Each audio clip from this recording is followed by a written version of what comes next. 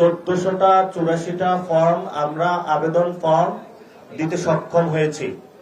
অর্থাৎ আমাদের প্রতি আসনে এভারেজে বা গড়ে 5 জন করে প্রার্থী রয়েছেন।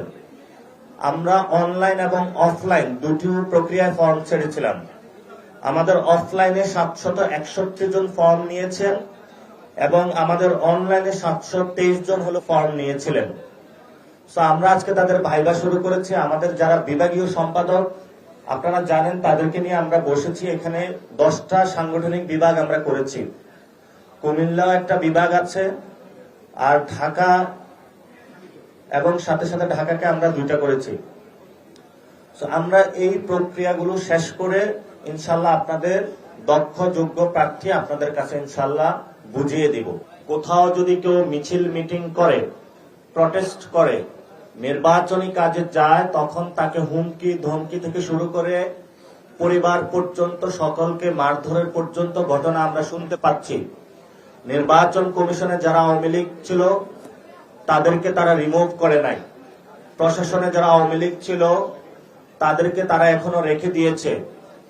প্রস্তাবনা উঠেছিল দলীয় বিবেচনায় বিভিন্ন জায়গায় প্রশাসনিক নিয়োগ না দিয়ে স্বচ্ছ একটা প্রক্রিয়ার মাধ্যমে দেওয়া।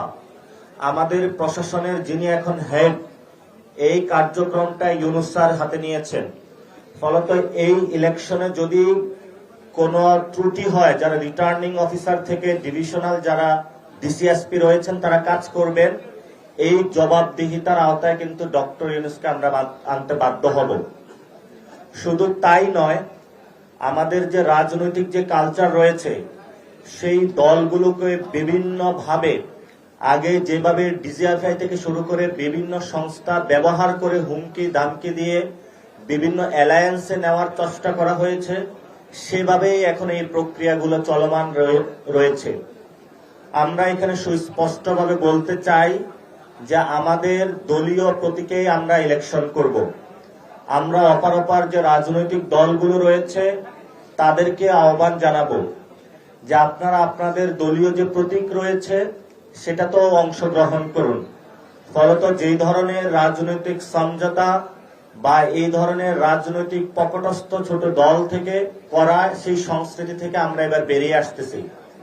আমরা আপনাদেরকে প্রমিস করেছিলাম, আমরা একটা রেভলিউশনারি ফোর্স হিসাবে কাজ করেছিলাম, আমরা এখন ডেমোক্রেটিক প্রক্রিয়ার মাধ্যমে যাচ্ছি। কিন্তু এই ডেমোক্রেটিক প্রক্রিয়ায় আমরা যখন তরুণদেরকে নিয়ে যাচ্ছি, তরুণদেরকে কিন্তু রেভলিউশনারি জায়গায় এখন অনেক ঠেলে দিচ্ছেন। এই প্রক্রিয়া থেকে বের হওয়ার জন্যই আজকের এত আমাদের আয়োজন। আজকে আমরা যেখানে উপস্থিত হয়েছি, আমাদের 10টা বোর্ড রয়েছে, প্রত্যেকটা বোর্ডে 10 জন করে মেম্বার রয়েছেন। আমাদের এই পর্যন্ত 1484টা